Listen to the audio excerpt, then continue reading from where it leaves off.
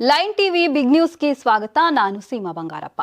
ಕೇಂದ್ರ ಸಚಿವ ಎಚ್.ಡಿ. ಕುಮಾರಸ್ವಾಮಿ ಅವರು ರಾಜ್ಯ ಸರ್ಕಾರದ ವಿರುದ್ಧ ವಾಗ್ದಾಳಿ ನಡೆಸುತ್ತಾ ಅಭಿವೃದ್ಧಿ ವಿಚಾರದಲ್ಲಿ ಕೇಂದ್ರದ ದೃಷ್ಟಿಕೋನವನ್ನ ಅರ್ಥ ಮಾಡಿಕೊಳ್ಳುವಲ್ಲಿ ಮುಖ್ಯಮಂತ್ರಿ ಸಿದ್ದರಾಮಯ್ಯ ವಿಫಲರಾಗಿದ್ದಾರೆ ಎಂದು ಕಿಡಿಕಾರಿದ್ದಾರೆ.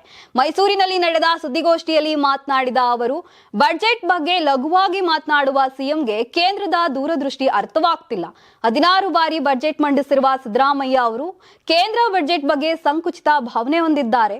ಪ್ರಸ್ತಾವವಾಗಿ ಖಾಲಿ ಚೊಂಬಿನ ಕ್ರೆಡಿಟ್ ರಾಜ್ಯ ಸರ್ಕಾರಕ್ಕೆ ಸಲ್ಲಬೇಕು. ಏಕೆಂದ್ರೆ ಕಳೆದ 2 ವರ್ಷಗಳಿಂದ ರಾಜ್ಯದ ಜನತೆಗೆ ಇರುವ ಖಾಲಿ ಚೊಂಬನ್ನೇ ನೀಡುತ್ತಿದ್ದಾರೆ. ತಮ್ಮ ಆಡಳಿತ ವೈಫಲ್ಯಗಳನ್ನ ಮುಚ್ಚಿಕೊಳ್ಳಲು ಕೇಂದ್ರವನ್ನ ಟೀಕಿಸುವುದು ಇವರ ಕಾಯಕವಾಗಿದೆ ಎಂದು ಲೇವಡಿ ಮಾಡಿದ್ರು. ಕೇಂದ್ರ ಬಜೆಟ್ನಲ್ಲಿ ಯುವಕರಿಗೆ ಉದ್ಯೋಗ ಸೃಷ್ಟಿ, ಕ್ಯಾನ್ಸರ್ ಔಷಧಿಗಳ ಮೇಲೆ ತೆರಿಗೆ ಕಡಿತ ಹಾಗೂ ಬೃಹತ್ ಕೈಗಾರಿಕಾ ವಲಯಕ್ಕೆ ಹೆಚ್ಚಿನ ಉತ್ತೇಜನ ನೀಡಲಾಗಿದೆ. ರಾಜ್ಯಕ್ಕೆ ಯಾವುದೇ ಅನ್ಯಾಯವಾಗಿಲ್ಲ ಎಂದು ಸ್ಪಷ್ಟಪಡಿಸಿದ ಕುಮಾರಸ್ವಾಮಿ, ಮಂಡ್ಯ ಕಾಂಗ್ರೆಸ್ ಶಾಸಕರ ಟೀಕೆಗಳಿಗೆ ತಕ್ಕ ಉತ್ತರ ನೀಡಿದ್ರು. ಪುತ್ತೂರಿಗೆ ಸರ್ಕಾರಿ ಮೆಡಿಕಲ್ ಕಾಲೇಜು ಮಂಜೂರು ಮಾಡಿಸುವಲ್ಲಿ ಮುಖ್ಯಮಂತ್ರಿ ಸಿದ್ದರಾಮಯ್ಯರ ಮನವೊಲಿಸಿದ್ದಕ್ಕಾಗಿ ಗಮನ ಸೆಳೆದಿದ್ದ ಪುತ್ತೂರು ಶಾಸಕ ಅಶೋಕ್ ರೈ ಇದೀಗ ತಮ್ಮದೇ ಪಕ್ಷದಲ್ಲಿ ಹೊಸ ಚರ್ಚೆಗೆ ಕಾರಣರಾಗಿದ್ದಾರೆ. ಪುತ್ತೂರಿನಲ್ಲಿ ನಡೆದ ಕಾಂಗ್ರೆಸ್ ಭವನ ಶಿಲಾನ್ಯಾಸ ಕಾರ್ಯಕ್ರಮದಲ್ಲಿ ಮಾತನಾಡಿದ ಅವರು, ಇನ್ನು 6 ತಿಂಗಳೊಳಗೆ ಡಿಕೆ ಶಿವಕುಮಾರ್ ಮುಖ್ಯಮಂತ್ರಿಯಾಗಿ ಪುತ್ತೂರಿಗೆ ಆಗಮಿಸಲಿದ್ದಾರೆ ಎಂದು ಬಹಿರಂಗವಾಗಿ ಘೋಷಿಸಿದ್ದಾರೆ.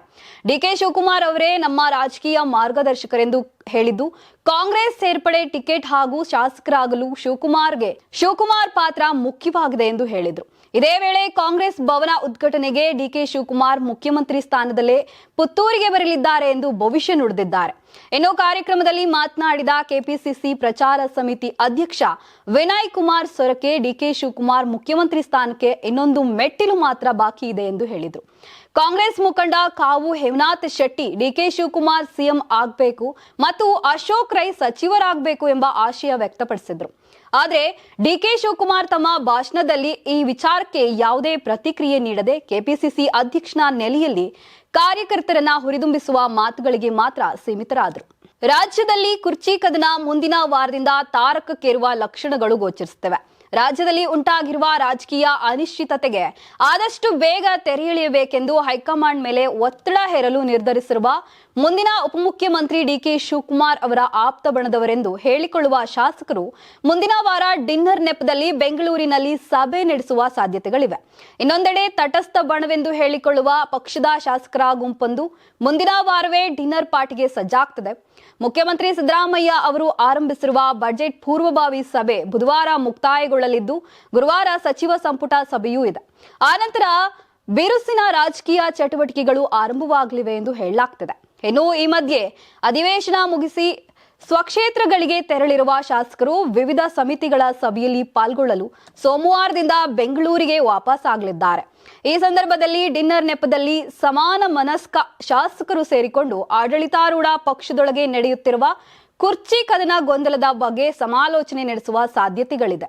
ಕೇಂದ್ರ ಬಜೆಟ್ನಲ್ಲಿ ಕರ್ನಾಟಕಕ್ಕೆ ನ್ಯಾಯ ಸಿಕ್ಕಿಲ್ಲ ಎಂಬ ರಾಜ್ಯ ಸರ್ಕಾರದ ಆರೋಪವನ್ನ ಕೇಂದ್ರ ರೈಲ್ವೆ ಸಚಿವ ಅಶ್ವಿನಿ ವೈಷ್ಣವ್ ತೀವ್ರವಾಗಿ ಖಂಡಿಸಿದ್ದಾರೆ. ಸಿಎಂ ಸಿದ್ದರಾಮಯ್ಯ ಅವರು ಕೇಂದ್ರ ಸರ್ಕಾರದ ಬಜೆಟ್ ಅನ್ನ ಕಾರ್ಪೊರೇಷನ್ ಬಜೆಟ್ ಎಂದು ಟೀಕಿಸಿದ ಹಿನ್ನೆಲೆಯಲ್ಲಿ ಪ್ರತಿಕ್ರಿಯೆ ನೀಡಿದ್ದಾರೆ.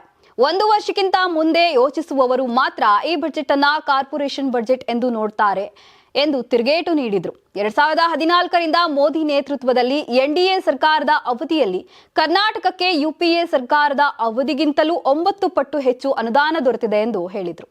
ಕರ್ನಾಟಕದ ರೈಲ್ವೆ ಯೋಜನೆಗಳಿಗೆ ಈ ಬಾರಿ ಬಜೆಟ್ನಲ್ಲಿ 7,748 ಕೋಟಿ ರೂಪಾಯಿ ದಾಖಲೆ ಅನುದಾನ ನೀಡಲಾಗಿದೆ. ಕಾಂಗ್ರೆಸ್ ಸರ್ಕಾರದ ಅವಧಿಯಲ್ಲಿ ರೈಲ್ವೆ ಬಜೆಟ್ ಕೇವಲ 800 ಕೋಟಿ ರೂಪಾಯಿ ಇತ್ತು ಎಂದು ಅವರು ಹೋಲಿಕೆ ಮಾಡಿದರು. ಒಟ್ಟಾರೆ 52,950 ಕೋಟಿ ಹೂಡಿಕೆ ಮೂಲಕ ಹೊಸ ಮಾರ್ಗಗಳು, ನಿಲ್ದಾಣದ ಪುನರ್ ಅಭಿವೃದ್ಧಿ, ಸುರಕ್ಷತಾ ಯೋಜನೆಗಳು, ಬೆಂಗಳೂರು ಉಪನಗರ ರೈಲ್ವೆ ಯೋಜನೆ ಸೇರಿದಂತೆ ಹಲವು ಯೋಜನೆಗಳು ಕೈಗೆತ್ತಿಕೊಳ್ಳಲಾಗುತ್ತಿದೆ ಎಂದು ಹೇಳಿದರು.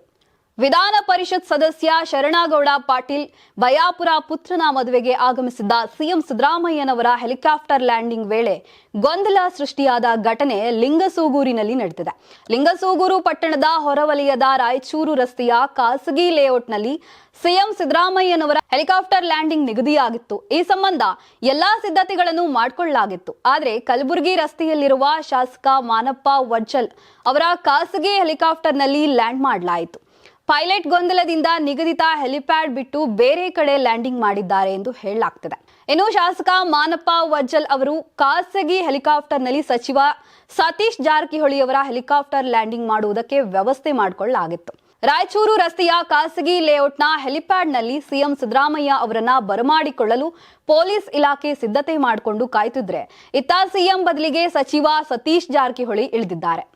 ಜಿಬಿಎ ಚುನಾವಣೆ ವಿಧಾನಸಭೆ ಚುನಾವಣೆಯಷ್ಟೇ ಎಲ್ಲಾ ಪಕ್ಷಗಳಿಗೂ ಮುಖ್ಯವಾಗಿದೆ. ಯಾರು ಬೆಂಗಳೂರು ಗುದ್ದಿಗೆ ಏರ್ತಾರೋ ಅವರೇ 2028ಕ್ಕೂ ರಾಜ್ಯದಲ್ಲಿ ಅಧಿಕಾರಕ್ಕೆ ಬರ್ತಾರೆ ಅನ್ನೋ ಮಟ್ಟಿಗೆ ವಾತಾವರಣ ನಿರ್ಮಾಣ ಆಗಿದೆ.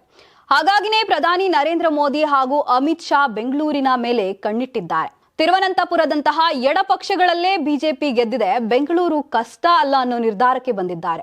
ಹಾಗಾಗಿ ಕರ್ನಾಟಕದಲ್ಲೇ ಶಿಕ್ಷಣ ಮಾಡಿ ನಾಡಿ ಮಿಡಿತ ತಿಳಿದಿರುವ ರಾಮ್ ಮಾಧವ್ ಅವರನ್ನೇ ಜಿಬಿಎ ಎಲೆಕ್ಷನ್ಗೆ ಉಸ್ತುವಾರಿಯನ್ನಾಗಿ ಕಳಿಸಿಕೊಟ್ಟಿದೆ. ಇದೇ ರಾಮ್ ಮಾಧವ್ ನೇತೃತ್ವದಲ್ಲಿ ಬಿಜೆಪಿ ಕಚೇರಿಯಲ್ಲಿ ಸಭೆನೂ ನಡೆಯಿತು. ಅನೇಕರು ಭಾಗಿ ಕೂಡ ಆಗಿದ್ರು. ಜಿಬಿಎ ಚುನಾವಣೆ ಯಾವಾಗ ಆದ್ರೂ ಕೂಡ ನಾವು ಗೆಲುವು ಪಡೆಯುತ್ತೇವೆ. ಕಾಂಗ್ರೆಸ್ ಕುತಂತ್ರದ ನಡುವೆಯೂ ಬಿಜೆಪಿ 5 ಪಾಲಿಕೆಗಳಲ್ಲಿ ಗೆಲುವು ಪಡೆಯಲಿದೆ ಅಂತ ಬಿವೈ ವಿಜೇಂದ್ರ ಹೇಳಿದ್ದಾರೆ. ಇತ್ತ ಜೆಡಿಎಸ್ ಬಿಜೆಪಿ ಕಟ್ಟಿಹಾಕಲು ಈಗಾಗಲೇ ಕಾಂಗ್ರೆಸ್ನಲ್ಲಿ ಸಿದ್ಧತೆಗಳು ಭರ್ಜರಿಯಾಗಿಯೇ ನಡೆಯುತ್ತಿವೆ. ಚಾಮುಂಡೇಶ್ವರಿ ಕ್ಷೇತ್ರದ ಜೆಡಿಎಸ್ ಶಾಸಕ ಜಿಟಿ ದೇವೇಗೌಡ ತಮ್ಮ ಜೊತೆಯಲ್ಲಿ ಇಲ್ಲ ಎಂದು ಮೈಸೂರಿನಲ್ಲಿ ಕೇಂದ್ರ ಸಚಿವ ಎಚ್.ಡಿ. ಕುಮಾರಸ್ವಾಮಿ ವಾಗ್ದಾಳಿ ನಡೆಸಿದ್ದಾರೆ. ಜಿಟಿ ದೇವೇಗೌಡ ಬೇರೆ ಮಹಾನ್ ನಾಯಕರ ಜೊತೆಯಲ್ಲಿದ್ದಾರೆ. ಪಕ್ಷದ ಬಗ್ಗೆ ನಿಯತ್ತು ನಿಷ್ಠೆ ಇಲ್ಲದವರನ್ನ ಜೊತೆಯಲ್ಲಿಟ್ಕೊಳ್ಬೇಕಾ? ನನ್ ಮುಂದೆ ಜಿಟಿ ದೇವೇಗೌಡ ಅವರ ಹೆಸರನ್ನ ಪ್ರಸ್ತಾಪ ಮಾಡಬೇಡಿ. ನನ್ನ ಮನಸ್ಸಿಗೆ ಬಹಳ ನೋವಾಗುವ ಘಟನೆ ನಡೆದಿದೆ. ನಾನು ರಾಜೀನಾಮೆ ಕೊಡುವ ತಪ್ಪನ್ನ ಏನ್ ಮಾಡಿದ್ದೆ? ಚಾಮುಂಡೇಶ್ವರಿ ಕ್ಷೇತ್ರಕ್ಕೆ ಬಹಳಷ್ಟು ಜನ ಅಭ್ಯರ್ಥಿಗಳು ಇದ್ದಾರೆ, ಬಹಳಷ್ಟು ಜನರನ್ನ ಬೆಳೆಸಿದ್ದೀವಿ, ಮೆರೆಸಿದ್ದೀವಿ ಎಂದು ಹೇಳ್ಕೊಳ್ತಾರೆ. ಯಾವಾಗ ಯಾರನ್ನ ಮೆರೆಸ್ತಾರೋ ಯಾರಿಗೊತ್ತು. ಈಗ ಯಾರೋ ಒಬ್ರನ್ನ ಮೆರೆಸಲು ಜಿಟಿ ದೇವೇಗೌಡರು ಹೊರಟಿದ್ದಾರೆ. ಜಿಟಿ ದೇವೇಗೌಡರಿಗೆ ನಿಯತ್ತು ಏನಾದ್ರೂ ಇದೆಯಾ? ಚಾಮುಂಡೇಶ್ವರಿ ಕ್ಷೇತ್ರಕ್ಕೂ ನನಗೂ ಭಾವನಾತ್ಮಕ ಸಂಬಂಧ ಇದೆ. ಚಾಮುಂಡೇಶ್ವರಿ ಕ್ಷೇತ್ರದಲ್ಲಿ ಯಾರನ್ನೇ ಅಭ್ಯರ್ಥಿ ಮಾಡಿದ್ರೂ ಗೆಲ್ತಾರೆ ಎಂದು ಕುಮಾರಸ್ವಾಮಿ ಹೇಳಿದ್ದಾರೆ. ಇದಿಷ್ಟು ಈ ದಿನದ ಬಿಗ್ ಅಪ್ಡೇಟ್ಸ್. ನೋಡ್ತಾ ಇರಿ ಲೈನ್ ಟಿವಿ. Thank you.